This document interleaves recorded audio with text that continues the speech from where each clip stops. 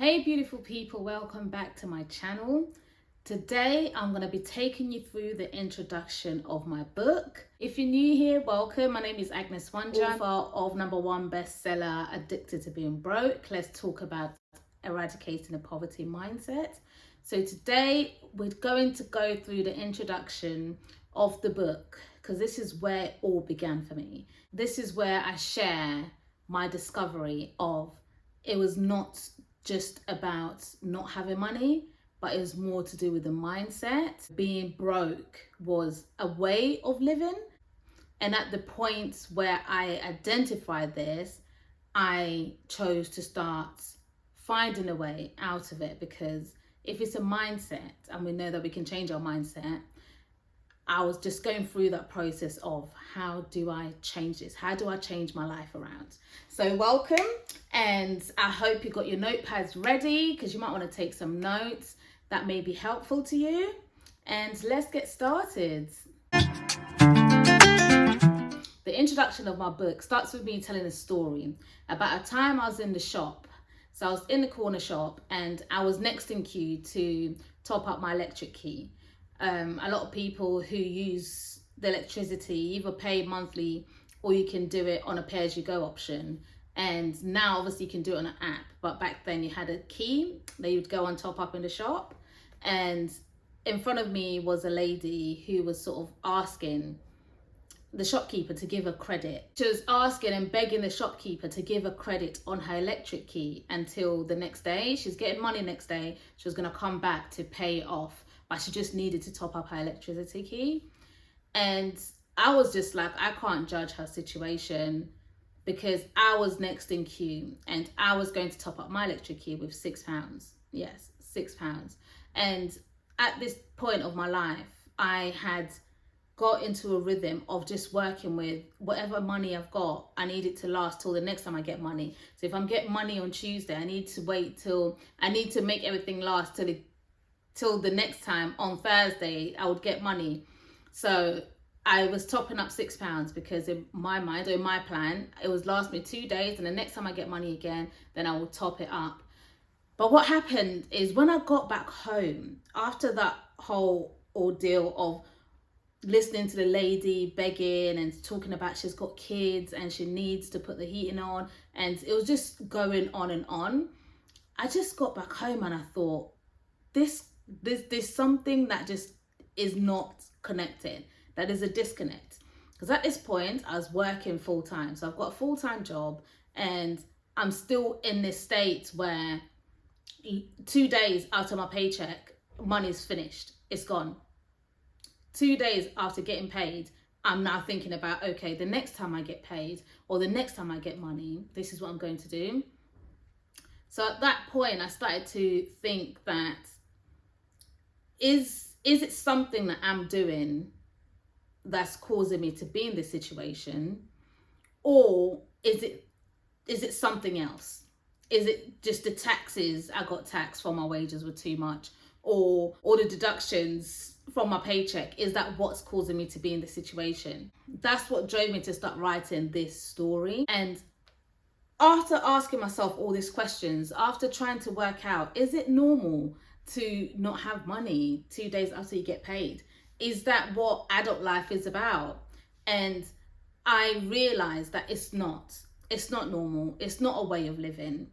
And what I realized at that point, or what I discovered at that point, is I didn't really have much financial literacy.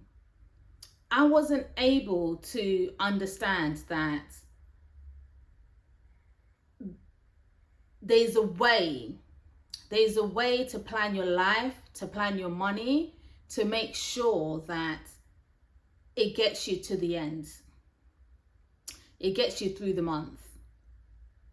But the other problem with that is I discovered that I was just not earning enough money. So I'm sitting there faced with a situation where I'm not earning enough money and I'm not able to budget the money that I currently have. As a young parent at the time, running a household, going to work, in charge of all the bills, it was such challenging times. From my experience, financial challenge is up there with the reason for stress, or the biggest reasons for stress. It's really up there. So being in a place where I've now realized there's something wrong, it's more than one thing, I'm thinking, how do I change it? So when I started doing the research, I actually found out that a lot of people in the UK do struggle with finances and the lack of financial literacy. And I believe the statistics, I've actually got it here, just bear with me. So this was through the Money Advice Service, who estimated that 8.3 million adults in the UK are living with problem debt, and 22% of adults in the UK have less than £100 in savings, making them highly vulnerable to financial shock, such as losing their job or incurring unexpected bills. This was a research done in 2019. So my revelation at that point is, oh my gosh, I'm one of these 8 million people. But when you're going through that whole situation, because maybe it's the way you've grown up, or you've grown up hearing people complain about money, or wait till the end of the month, it becomes a bit like, this is just the norm. This is what adult life is all about. Within me, I just felt like this can't be it. There's no possible way. I'm doing all these hours at work. I'm making sure that I'm actually performing my best, but yet I can't afford to live a decent life. So that's where the beginning of questioning this whole future plan started from. And one thing I realized is money is just one of those situations where you could be in a really good place today, and then tomorrow something would happen and you're not in that same great place with regards to money. There's levels to it. There's definitely levels to it. So there's people who've cushioned themselves against that lack, or just going straight to zero. There's ways to do that. During these sessions, I can only give advice from my own experience, because when I was writing it, I was not writing theory. I was writing from my own experience and the lack of financial literacy, and how it got me into so much debt and how I was able to get out of that debt. The reality is, there was so much stress attached to the lack of financial literacy, the lack of earning enough money. Not earning enough money is part of the lack of financial literacy. Because if you're financially literate, you will know how much money you need to survive on. You will know your numbers before you're going to apply for jobs. You'll know your numbers before you're going out shopping or going out with your friends and doing these things and living your best life. It's fine, and I'm all about living my best life, doing the best, like getting the best out of life, but being in a place where I don't go back to where I was.